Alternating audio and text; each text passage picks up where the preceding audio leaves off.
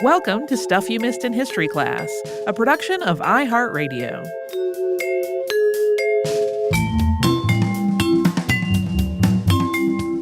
Hello and welcome to the podcast. I'm Tracy V. Wilson. And I'm Holly Fry.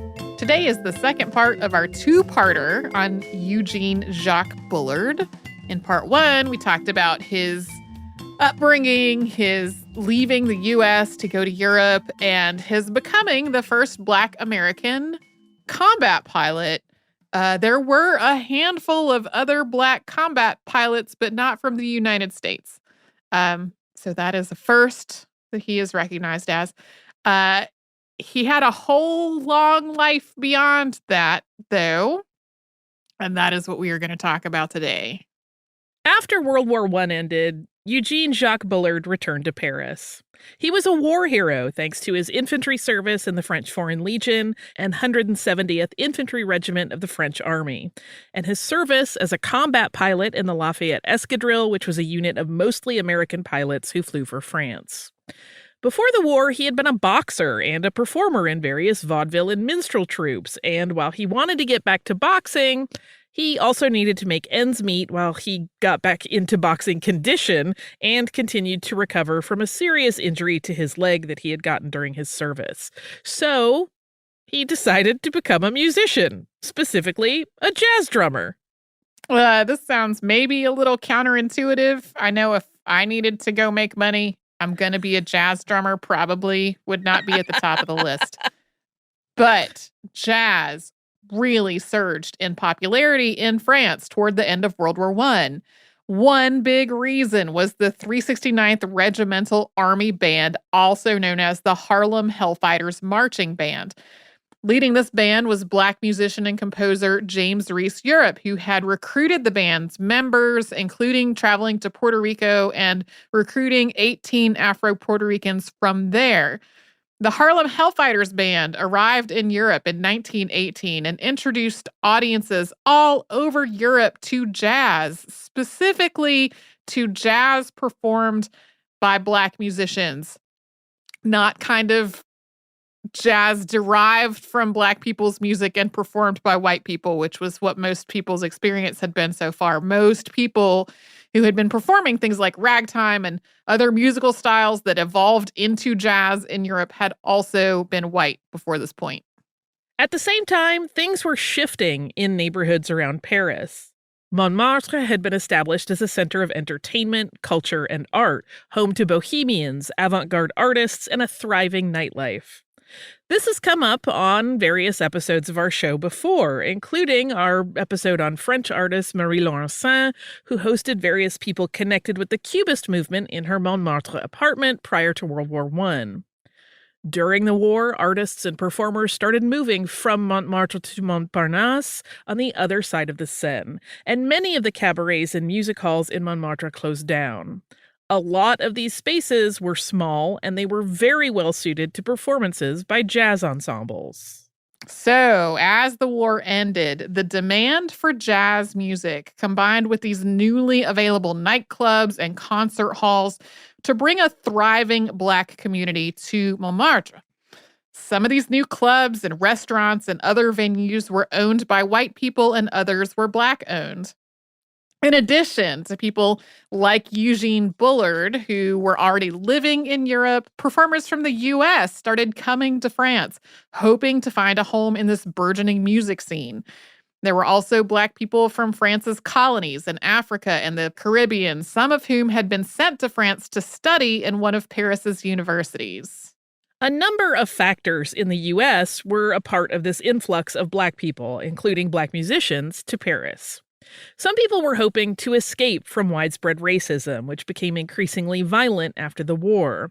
We talked about this in our Harlem Hellfighters episode that was a Saturday Classic in 2020, and in our episode on the Red Summer of 1919 that came out in June of 2019. The 18th Amendment to the U.S. Constitution went into effect in 1920, banning the manufacture and sale of alcoholic beverages, and that prompted people whose livelihoods had been built around performing in nightclubs and bars to leave. Other Black American performers who worked and established businesses in France during this era included Josephine Baker, Ada Smith, also known as Bricktop, and Adelaide Hall. So, even though he was pretty new to being a drummer, there was enough demand for musicians in Paris that Bullard started getting gigs pretty quickly. He joined the house band at a club owned by Joe Zelli, who was born in Italy in 1888 and immigrated to the U.S. before returning to Europe around 1910. Zelli was nicknamed King of Cabaret Keepers and ran enormously popular clubs in Montmartre. Bullard was hired to play the drums and to work as the club's artistic director, booking acts to perform at the club and also hiring and managing other employees. As a side note, Ernest Hemingway's 1926 novel, The Sun Also Rises, is based on his experiences in Europe, particularly Paris and Pamplona, and there is some speculation that an unnamed Black drummer playing at Zelli's in the book is in fact Eugene Bullard. So as we talked about in part one of the reasons Bullard had left the United States was to try to escape from racism. He had heard that in Europe, racism wasn't as prevalent as in the U.S. He had described his arrival in Europe as a relief. He no longer felt that he was continually at risk or just faced with ongoing hostility from white people. He had definitely experienced discrimination. We talked about a lot of ways that he had in part one, but it just wasn't on the scale of what he had lived through in the United States. This started to shift a little bit after World War I in Paris, though. A number of factors had shaped racial attitudes in France before this point. France's colonial empire included territory in the Caribbean, North Africa, and Asia, and there was widespread racial prejudice against people of color from all of these colonized areas. The actions of the French colonial governments in these areas could also be appalling. We acknowledge that, but that's also kind of beyond the scope of what we're talking about here today. At the same time, the number of people from any of these areas in France was relatively small. Many were the children of the most affluent and elite who had been sent to France to study, and they were perceived more as exotic outsiders. So that was the case before World War I. The First World War brought larger numbers of people of color into France and also into Europe more broadly. We've already mentioned the 200,000 Black Americans who served in Europe during the war. France also recruited more than 500,000 soldiers from its colonial territories, including from West Africa, Morocco, and Madagascar. Some of these people were recruited by force. Although African soldiers often served in Africa, some of them also served in continental Europe. The French government brought in laborers from their colonial territories as well, and contract workers from China. Incidents of racist violence and xenophobic violence against foreign workers from other parts of Europe really started to escalate in France starting around 1917. After the war, France saw some of the trends we've talked about in the context of the United States, as returning white soldiers found that they were now competing with people of color for the jobs that they had previously held. As large Black communities settled in places like Montmartre, this made them targets as well. Adding to all of this were white American GIs who did not return to the U.S. immediately or who came back to France, and they pushed for the same systems of segregation and white supremacy that they were used to at home. Of course, all of this affected Eugene Bullard. In May of 1919, he stood up at a cafe and accidentally bumped into a white officer behind him, and this led to an altercation in which the officer knocked Bullard unconscious. Bullard went to the hospital and was released the next day, and then somehow this turned into a weird case of mistaken identity in which Parisian newspapers reported that the Dixie Kid had been killed by a white American Army officer. For a refresh from part one, Black American boxer Aaron Lister Brown was known as the Dixie Kid. Some reporters seem to have thought Bullard was the Dixie Kid. There's just a whole very irritating confusion of two different Black men and kind of conflating them in this reporting. I have this vision in my head of how this happened, which is that somebody said that Black American boxer got knocked out. And they were like, oh, of course that was that one. Yeah. It's when people started saying that Bullard was the Dixie Kid that I'm like, okay, those were two different people, though. And this is an aside. They reported that he had been killed, not just injured. Yeah, they reported that he had been killed and not just injured. There was just a very inaccurate. Here's the thing. This was not an isolated incident. One of the sources used for this episode described Bullard as never passing up the chance to punch a racist. In 1923, Bullard filed a libel suit against the French edition of the Chicago Tribune, which had published an article about an incident in which Bullard punched a man who was subjecting him to a racist tirade. The Tribune's reporting was false and defamatory, claiming that Bullard was armed with brass knuckles, which he was not, and implying that his transfer from the infantry to aviation was motivated by cowardice. The article also falsely claimed that once Bullard was trained as a pilot, that he had refused to fly. The French edition of the Tribune was forced to print Bullard's rebuttal of this story on May 24th, 1923, and the Chicago Defender reprinted that rebuttal in the United States. Yeah, his rebuttal clearly spelled out that he was, in fact, a war hero, and that their reporting of him was racist and false. So that happened actually not that long after Bullard's boxing career ended. He had taken a 6-month break from his job at Zelli's when he got a contract to box in Alexandria, Egypt. He was badly injured in a match on April 28th of 1922 and really couldn't box anymore after that. And for the next couple of decades, his career was focused mostly on music and clubs, and we will get to that after a quick sponsor break.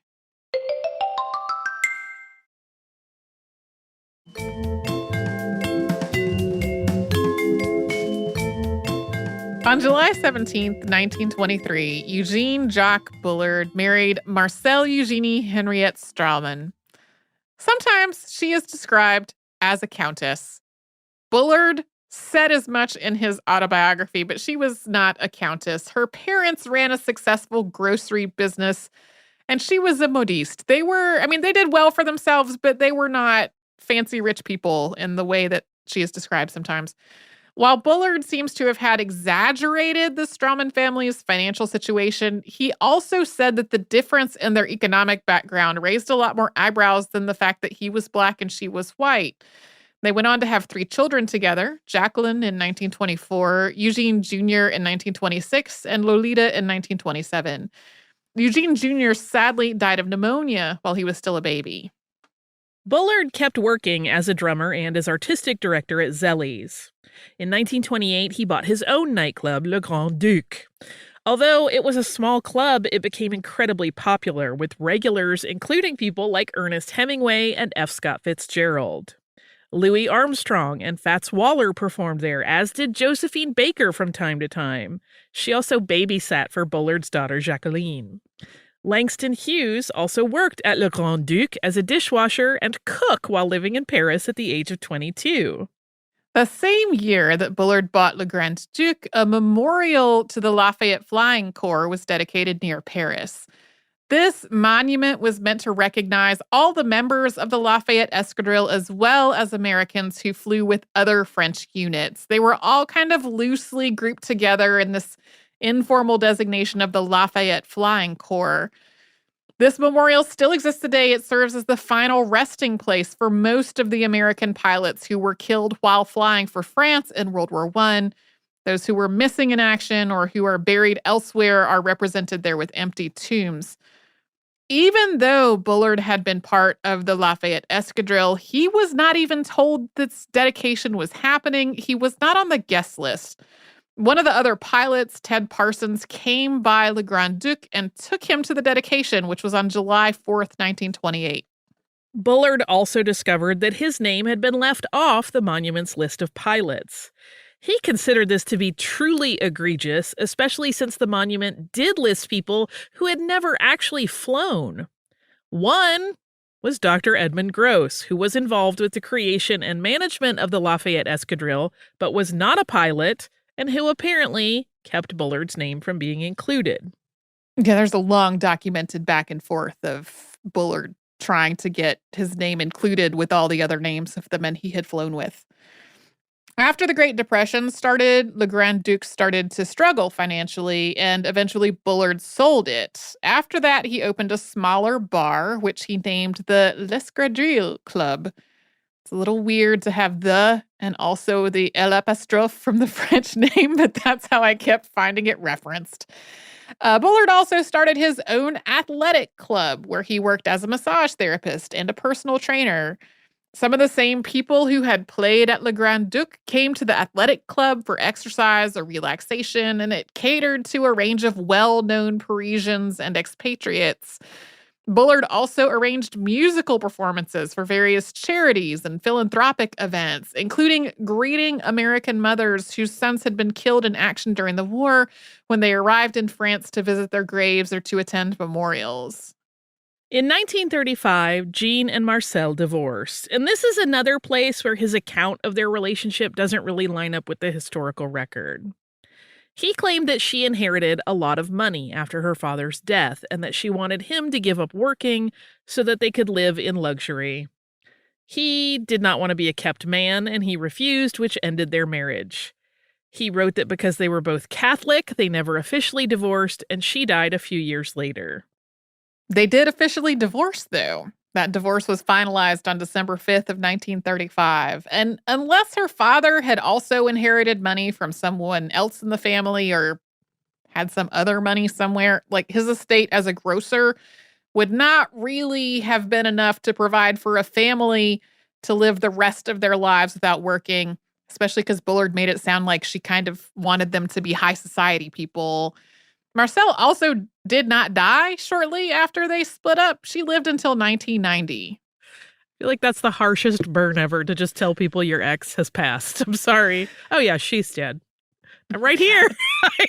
And one of the things that's really distressing to me is it's not 100% clear whether his children knew that their mother was still living. It's a little vague. There is some speculation about why Bullard would have fabricated such easily verifiable details in his autobiography. It is possible that he was trying to protect his daughters from some kind of speculation or maybe unpleasant information about himself or about their mother. He got custody after his daughters after the divorce, at which point they were 9 and 12 and attending a convent boarding school. By the late 1930s, Bullard's violent altercations with racists had expanded to including violent altercations with Nazis. That might be more of a refinement than an expansion. I don't know. One of them had been a client at his athletic club. Bullard had 21 flags hanging in the gym that represented the nationalities of all its various members, and this client wanted him to add the Nazi flag. Bullard threw him out. He also had at least one altercation with German men out on the streets of Montmartre. Eventually, Paris municipal detective Georges Laplanque approached Bullard about gathering information from Germans and passing it to the French military intelligence service, le Deuxième Bureau. Bullard knew German pretty well. He had started to learn it aboard the Marthe Russe when he originally left the U.S. for Europe. Bullard was assigned to work with Cléopâtre Terrier, also known as Kitty, who Bullard had seen around the bar and who he had assumed was a sex worker. It turned out that she had started actively spying on Germans in an attempt to avenge the murder of her father by a German during World War I. Bullard started eavesdropping on German patrons at the bar and the athletic club, and also striking up conversations with them. Sometimes he and Terrier worked together as a team at the bar. She would flirt, and he would sort of play to stereotypes of Black men as hapless or ignorant. And then they would pass everything they had learned back to the intelligence service.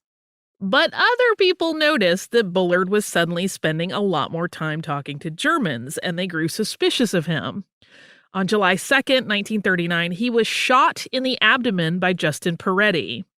Peretti was inebriated and thought that Bullard was spying for Germany, not spying on Germans for France. Peretti also accidentally shot himself during this attack. He survived, I think. He accidentally shot himself in the buttocks. As you do. So Bullard was immediately taken to the hospital, and doctors initially did not think he would live. He did live, though, and he was released 6 days later. Peretti's brothers apologized to Bullard on his behalf, and they bribed him not to press charges. They sort of framed this as wanting to compensate him for the fact that his bar had to be closed in the wake of all of this.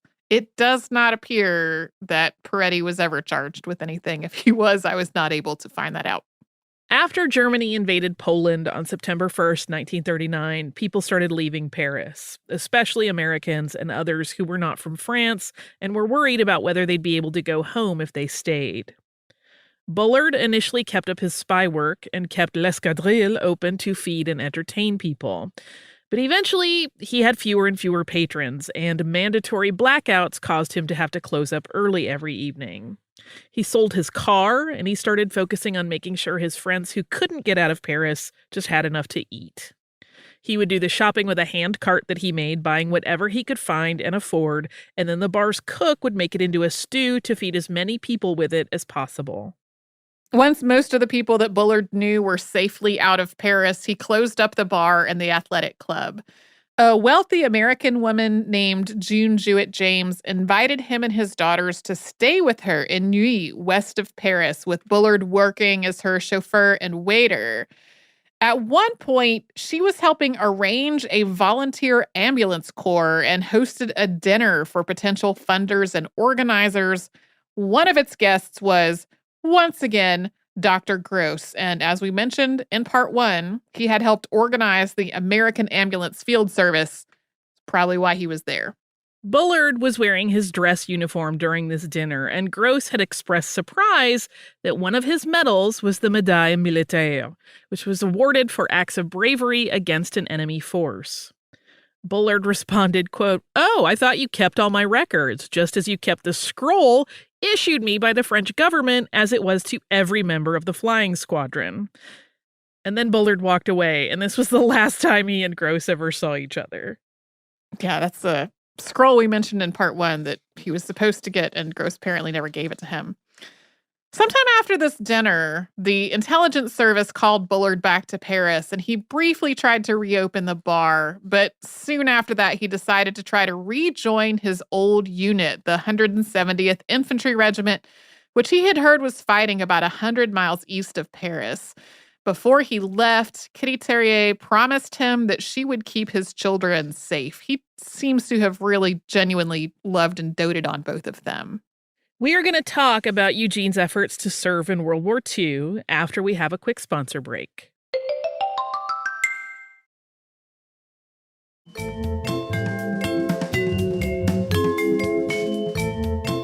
When Eugene Jacques Bullard decided to try to rejoin the French infantry, he was 44. And he spent days going all around France, mostly on foot, as he tried to connect to the 170th Infantry, which he had served in before, or really to just any other units that he heard were fighting nearby.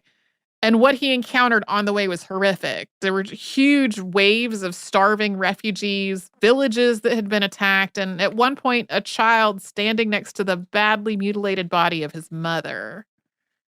Bullard finally found a different unit, the 51st Infantry in Orléans, on June 15, 1940. The major in command had also been an officer at Verdun, where Bullard had fought during World War I, and he accepted Bullard's service and they assigned him to a machine gun company. Just 3 days later, an artillery shell exploded, killing 11 French soldiers and badly injuring Bullard, who was the only one of the group that was near this explosion to survive.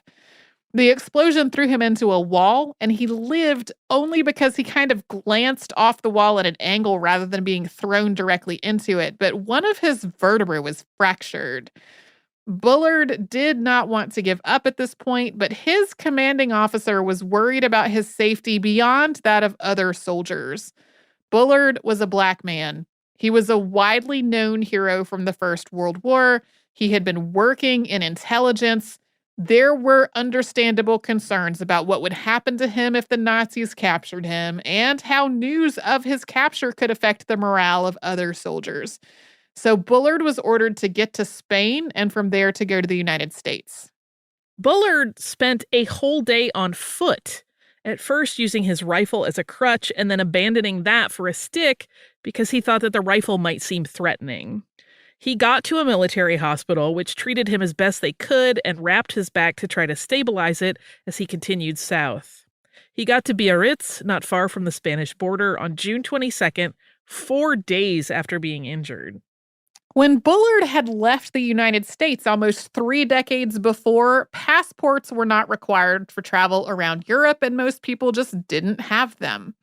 Although Bullard had toured around a lot of Europe when he was a boxer, he had not gotten one at that point either. So when he tried to get passage to the United States, he had to try to prove who he really was. The consul at Biarritz questioned him and other people who knew him, who happened to be passing through Biarritz as they tried to get out of Europe as well. So people were vouching for him. When it was established that he was who he said he was, that he really was from the United States, he was finally approved for a U.S. passport, but then he had to go back to Bordeaux to get it.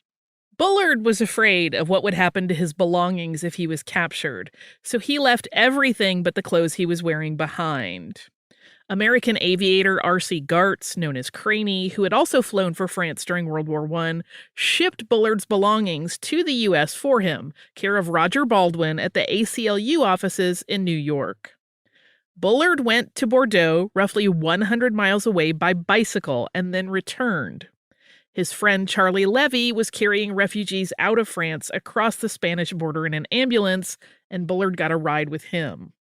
Eugene Jacques Bullard finally got to Spain on July 2nd, 1940, and departed for the U.S. 10 days later. He arrived in New York Harbor on July 18th. Rooms had been arranged for all the American veterans of World War I who were on the ship with him, but not for him, who was the only Black veteran on board. He was able to stay with an acquaintance he had known in Paris who had an apartment in New York, and to pick up all of his stuff from the ACLU office where it had been sent once it got there. Bullard eventually moved into the predominantly Puerto Rican neighborhood of Spanish Harlem, and he lived there for the rest of his life. But he also spent a lot of time in Lower Manhattan, which had a large French community. Among other things, Bullard attended Mass there, along with meetings of the Federation of French Veterans of the Great War. He also received treatment for his spinal injury at a French hospital. After arriving in the U.S., Bullard also immediately started trying to get his daughters out of France. He worked with the consulate and with William C. Bullitt, who Bullard had met while Bullitt was in Paris serving as ambassador to France. His daughters were also evacuated from France to Spain, and they arrived in the United States on February 3rd, 1941. Bullard tried to make ends meet through an assortment of odd jobs, starting with being a security guard. He also spent a lot of his time working with the France Quand Même, or France Forever, which was the international arm of the Free France movement. The Free France movement supported Charles de Gaulle and the French government in exile in London, as well as French resistance efforts. Super quick recap here. After Germany defeated France, the French Third Republic was dissolved, and the French state that was established in its place was primarily run from the spa town of Vichy. The Vichy regime collaborated with the Nazis while the Free France movement continued to fight back. Bullard's work with Free France included trying to recruit Black pilots and airplane mechanics to serve in the Free French forces. At this point, the U.S. was already recruiting Black people into the military, including pilots. The Tuskegee Airmen had been established that January. Bullard's thoughts aren't documented anywhere, but presumably he thought Black people should have the opportunity to fight for France as part of an integrated unit as he had done, rather than fighting for the U.S. in a segregated one. We've also talked in some of our episodes about the military service of Black people during this time, of the idea that people were fighting for a country that was not treating them as equal citizens. And Bullard may have been motivated by the idea that there was more equality in France in his experience than in the United States. Bullard also traveled around the U.S., visiting family members he had not seen in decades and introducing them to his daughters. This included making a trip to Columbus, Georgia in 1946, and he was continually confronted with how different the U.S. was than the way he had lived in Paris. He was invited to a dinner honoring members of the French Foreign Legion in 1942, but he got an anonymous letter warning him not to come because, quote, in the States, white and colored don't mix at social functions.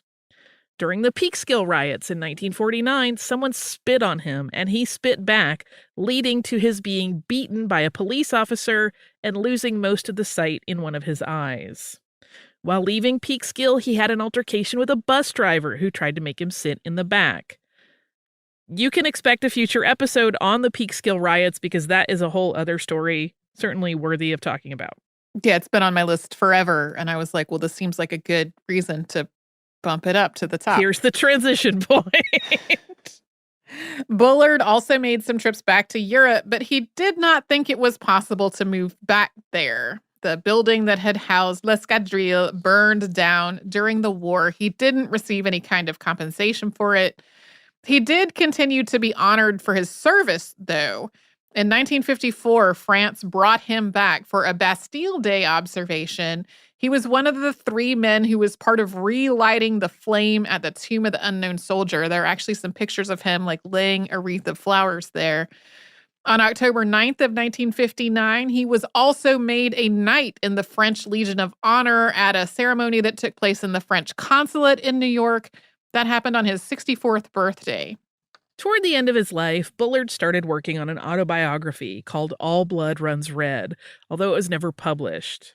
He worked with an assistant, Louise Fox Connell, because he didn't think he could write well enough in English. Just a note that there is also a biography by that same title. That is a different work, although the 1972 biography titled The Black Swallow of Death quotes from that one extensively. Yeah, if you go buy a copy of a book titled All Blood Runs Red, it's going to be a different thing. There are still copies of it in archives, though. It exists. It was just never published. In 1959, Eleanor Roosevelt wrote about Bullard in her column My Day. That was after Louise Fox Connell had sent her some clippings about Bullard to sort of try to work up some advance publicity about their memoir in progress. At that point, Bullard was working as an elevator operator at Rockefeller Center. Somebody made the connection that the black elevator operator at Rockefeller Center who wore French military medals on his uniform was the same person that Eleanor Roosevelt had written about in her column. After that, he was invited to be on the Today Show that aired on December 22nd of 1959. In 1960, French President Charles de Gaulle visited New York, and Bullard was invited to meet him. He was a VIP guest and a member of de Gaulle's honor guard. On October 12th, 1961, Eugene Jacques Bullard died of intestinal cancer in New York at the age of 66. He was buried at the Federation of French War Veterans Cemetery in Flushing, New York, wearing his French military uniform. In 1994, the U.S. Air Force posthumously promoted him to second lieutenant, a rank that would have allowed him to fly for the U.S. had it been allowing black pilots in World War I. On October 9th, 2019, a statue of Bullard was unveiled at the Museum of Aviation at Warner Robins Air Force Base in Georgia. There is also a bust of him in the collection of the Smithsonian National Air and Space Museum. I'm glad I finally got to do the episode on him, and I'm also glad I waited a while to do it because there was definitely way more information available than back in 2016-ish when people started sending us the viral Facebook posts saying you should do an episode on this guy. Yeah. Do you have some listener mail for us? I do. It's a listener tweet. This tweet came from Susie, who said, "Hey, at Missed in History and at 1-800-99-NATIVE, you both covered the Lowry War this week. Love when 2 of my faves overlap." And then smiley face with hearts emoji. Native American Calling, which is who has the Twitter handle 1-800-99-NATIVE, quote tweeted that and said, "Happy coincidence, Missed in History, let's coordinate next time." So, total random coincidence. We talked about the Lowry War during the same week as Native America Calling did an episode that was about multiple different indigenous outlaws. I super recommend going and listening to this episode. Number one, Native America Calling is a show that airs live on the radio. So it's one of those things where there's very clear specific times that you have to do the ad breaks. So if you're listening to it and you're like, why did they cut that person off? That's why. That was an ad was going to go there. Number one, it starts with news updates that are related to Indigenous people in the U.S. And if you are not up to speed on various social and news issues that affect the Indigenous community, like that is a minute to get a glimpse of that. And then they talk to multiple different people about Indigenous outlaws related to their specific Indigenous tribe or nation. I super recommend it because you're hearing directly from people about their own Indigenous heritage. The person who talks about the Lowry War is Nancy Fields. Nancy Fields is actually one of the people I had seen on a panel that was by the North Carolina Museum of History that was part of the research for the Lowry War episode. So in addition to talking to Nancy Fields, the host of that episode, Sean Spruce, talks to some other Indigenous elders about people from their own tribe or nations past. So I downloaded that as soon as I got this and I listened to it. Again, it is a radio show that it also comes out as a podcast, which you can find, I imagine, in any podcast app. I found it in Apple Podcasts, and they're also at nativeamericacalling.com. So thank you so much to Susie for drawing our attention to the fact that we had this weird, totally random coincidence with a completely different show about the same subject. That does happen from time to time. And I'm glad I got the chance to listen to that myself as well. If you would like to write to us about this or any other podcast, we're at historypodcast@iheartradio.com. And you'll also find us all over social media at Missed in History. That's where you'll find our Facebook, Twitter, Pinterest, and Instagram. And you can subscribe to our show on the iHeartRadio app or wherever else you like to get your podcasts.